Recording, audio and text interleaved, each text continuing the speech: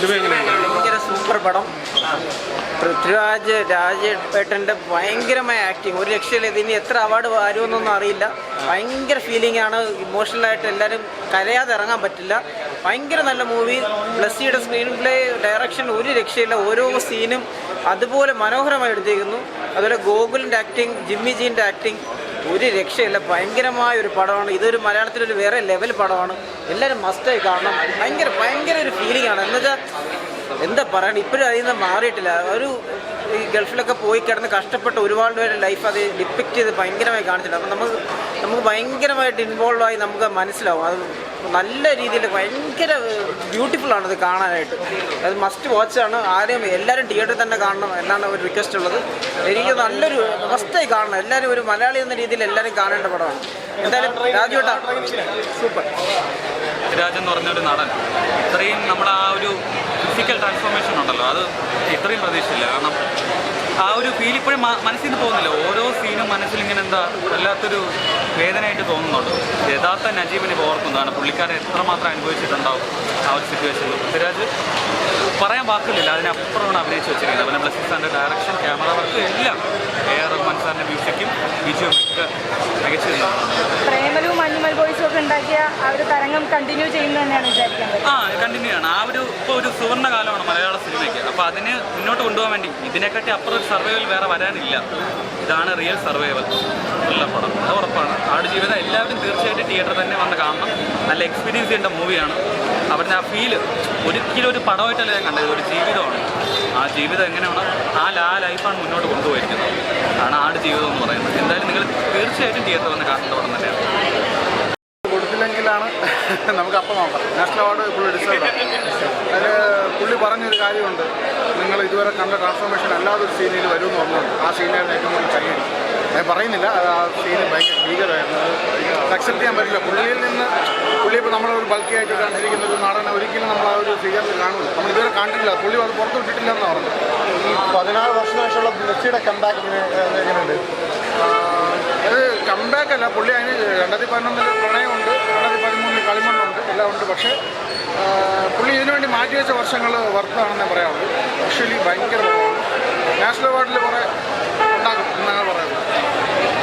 അത് സിനിമ തുടങ്ങി നമ്മൾ ആ ട്രാവൽ ചെയ്യും നജീബിനെ കൂടെ. നോവല് വായിച്ചിട്ടില്ലാത്തവർക്ക് ഭയങ്കര രംഗമായി, നോവല് വായിച്ചവർക്ക് ഭയങ്കര സന്തോഷമായില്ല. അതായത് നമുക്ക് ഓരോ അധ്യായം അറിയാമല്ലോ. അപ്പോൾ ഇന്ന സാധനങ്ങൾ നമ്മൾ പ്രതീക്ഷിക്കും. നോവലിലൊരു സംഭവമുണ്ട്, എല്ലാവരും വിചാരിച്ചിരുന്ന ആ സീനൊക്കെ സിനിമയിൽ കാണും, ആടുകളായിട്ടുള്ള പൃഥ്വിരാജിൻ്റെ. പക്ഷെ അതിന് വേറൊരു സീൻ ഇതിൽ കൊണ്ടുവന്ന് വെച്ചിട്ടുണ്ട്.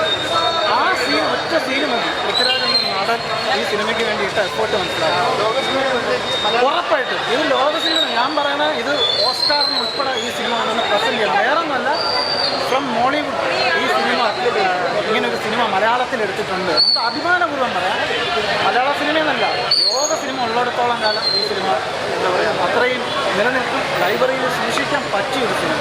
കാരണം നോവലിനൊരു സംഭവമുണ്ട്, അല്ലെങ്കിൽ ആ മനുഷ്യൻ പോയ ഒരു നമുക്കൊന്നും ആലോചിക്കണമല്ലോ. നമ്മളൊക്കെ ചെറിയ പ്രതിസന്ധികൾ വരുമ്പോൾ തളർന്നു. പക്ഷേ ഈ ഒരു മനുഷ്യൻ ട്രാവൽ ഈ സിനിമ ഒരു അടയാളപ്പെടുത്തല. അത്രയും മികച്ചൊരു, സത്യം പറഞ്ഞാൽ ഇത് 16 വർഷം അവർ പറയുമ്പോൾ നമ്മൾ ഈ സിനിമ കഴിയുമ്പോഴേ നമുക്ക് എല്ലാം കൊണ്ട് നമ്മൾ ഭയങ്കര ഇമോഷണലി ബോണ്ടായിട്ട്. നജീബിൻ്റെ കഥ സിനിമയെ കാണിച്ചത്, മേക്കിങ്, എനിക്ക് ആസ് എ സിനിമ ലവർ ഭയങ്കരമായിട്ട് ഇഷ്ടപ്പെട്ടു.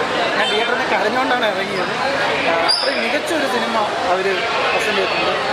ബ്ലസ്സി ആയാലും, പൃഥ്വിരാജ് ആയാലും, എ.ആർ. റഹ്മാൻ ആയാലും, അമല പോൾ ആയാലും, റസൂൽ പൂക്കുട്ടി ആയാലും, പിന്നെ ക്യാമറാമാൻ ആയാലും, ടെക്നിക്കൽ സൈഡിൽ ഇതില്ല.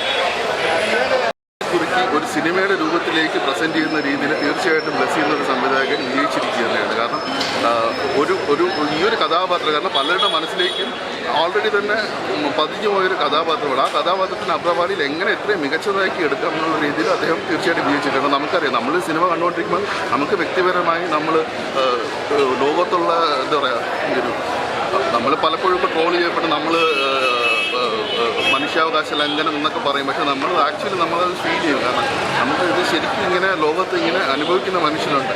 ഒത്തിരി പ്രതീക്ഷകളുമായി സ്വന്തം നാട്ടിൽ നിന്ന് ഒരു ഭാഷ പോലും അറിയാതെ, തൻ്റെ മാതൃഭാഷ അല്ലാതെ വേറൊരു ഭാഷ പോലും അറിയാതെ വേറൊരു രാജ്യത്തേക്ക് വളരെ പ്രതീക്ഷകളുമായി എത്തിപ്പെട്ട്, എന്നാൽ ആ ഒരു സാഹചര്യത്തിലുള്ളത് വേറൊരു സാഹചര്യത്തിൽ എത്തിപ്പെട്ട് തനിക്ക് ഒട്ടും പരിചിതമില്ലാത്തൊരു സാഹചര്യം, തനിക്ക് ഒട്ടും പരിചിതവും ജീവിതത്തിൽ ഒരിക്കൽ പോലും ചെയ്തിട്ടില്ലാത്ത ജോലികൾ ചെയ്യേണ്ടി വരിക, തനിക്ക് വരുന്ന ട്രാൻസ്ഫോർമേഷൻ. നമ്മളൊക്കെ എല്ലാ ദിവസവും ഒന്ന് കണ്ണാടി നോക്കും, അല്ലെങ്കിൽ മുടി പോകുന്നില്ലെങ്കിൽ ഇങ്ങോട്ട് മാറ്റും, അല്ലെങ്കിൽ ഷർട്ട് മാറ്റും. ഇത് അങ്ങനെ ആ ഒരു ലൈഫിൽ നിന്ന് ഒറ്റപ്പെട്ടു പോയി തനിക്ക് എന്താണ് സംഭവിക്കുന്നതെന്ന് പോലും മനസ്സിലാവാത്ത പോകുന്ന ആ ഒരു സാഹചര്യത്തിലൂടെ ഈ ഒരു കഥാപാത്രം കണ്ടുപോകും. നമ്മളെ സിനിമ കാണുമ്പോഴത്തേക്ക് അതിൻ്റെ ഒരു ഭീകരത നമുക്കത് ഓരോ സീനിലും, ചിലപ്പോൾ ഒരു സീനിലൂടെ ആവും, ചിലപ്പോൾ അദ്ദേഹം പറയുന്ന ഒരു ഡയലോഗിലൂടെ ആവും, ചിലപ്പോൾ കാണിക്കുന്ന ഒരു വിഷ്വൽസിലൂടെ ആവും. ഇതിലെല്ലാം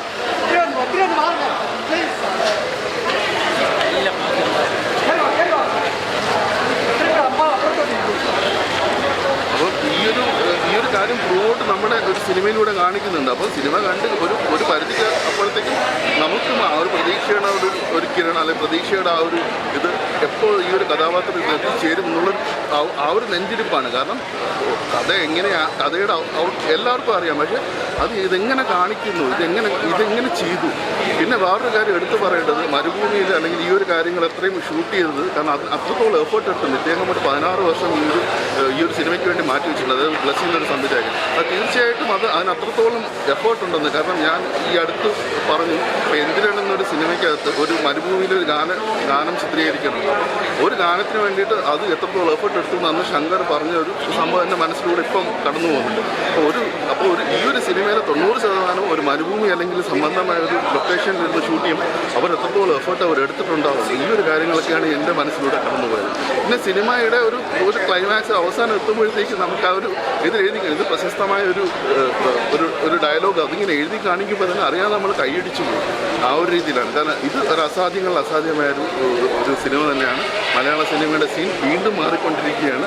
അത് ഇന്ത്യയിലെ മറ്റ് അന്യഭാഷകളിലേക്ക് നമുക്ക് വളരെ അഭിമാനത്തോടെ നമുക്കിത് ഈ ഒരു സിനിമ റെക്കമെൻഡ് ചെയ്യാൻ, ലോകത്തിൽ ഏതൊരാൾക്കും വ്യക്തമായി കണക്ട് ചെയ്യാൻ പറ്റുന്ന രീതിയിൽ തന്നെയാണ് സിനിമ എടുത്തിരിക്കുന്നത്. തീർച്ചയായിട്ടും ഒരു അന്താരാഷ്ട്ര തലത്തിൽ ഒരു ശ്രദ്ധ ഇത് തീർച്ചയായും പിടിച്ചു പറ്റും എന്ന് തന്നെയാണ് എൻ്റെ വിശ്വാസം.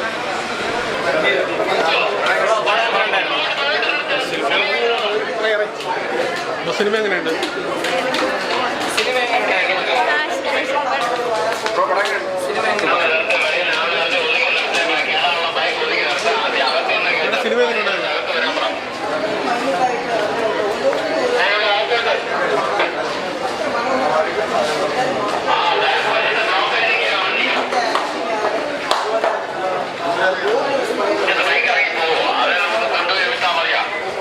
സിനിമ എങ്ങനെയുണ്ട്? Excellent movie, super. സിനിമ എങ്ങനെ ഉണ്ടായിരുന്നു? കൊള്ളാം. നല്ല സിനിമ.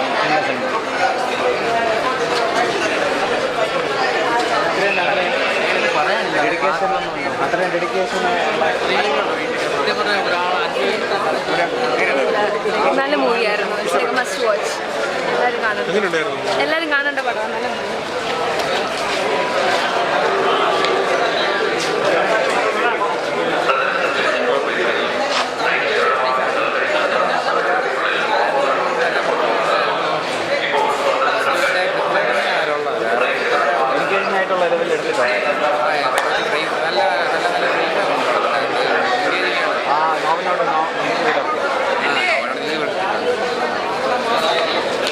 സിനിമ എങ്ങനെ ഉണ്ടായിരുന്നു?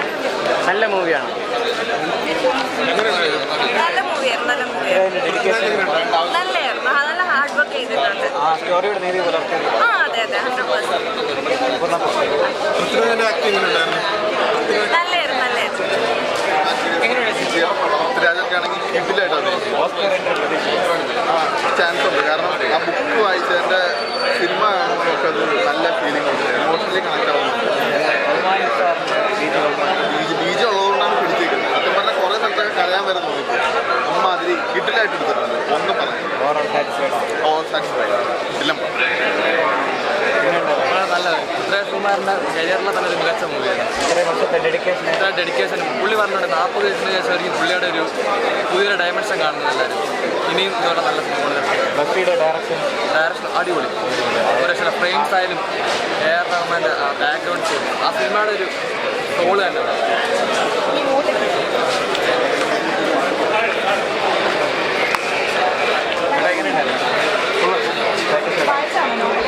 സിനിമ കൊള്ളാം.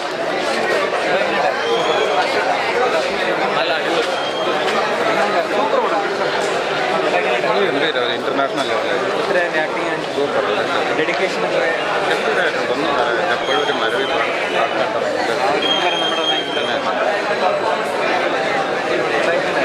സൂപ്പർ മനോഹരം അടിപൊളിയാണ്. പൃഥ്വിരാജെല്ലാം സൂപ്പറാണ്. Dedication super dedication. നമ്മൾ സ്റ്റോറി വായിക്കുന്നതിൻ്റെ ആ വിഷ്വൽ നമുക്കിത് കാണാൻ കഴിയും. അടിപൊളി മ്യൂസിക് ഒന്നും പറയാൻ അവാർഡ് വാരിക്കൂട്ടും. തീർച്ചയായിട്ടും അവാർഡുകൾ വാരി കൂട്ടണമല്ലോ.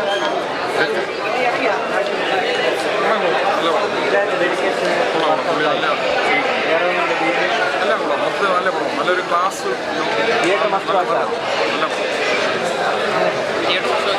നല്ല രീതിയിൽ ഓസ്കാർ ലെവലിലുള്ള ഉണ്ട്.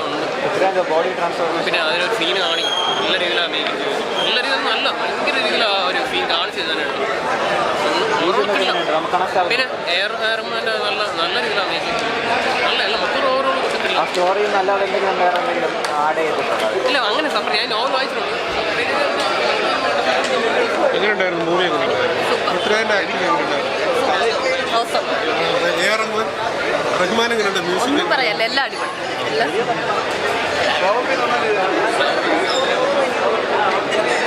എല്ലാവരും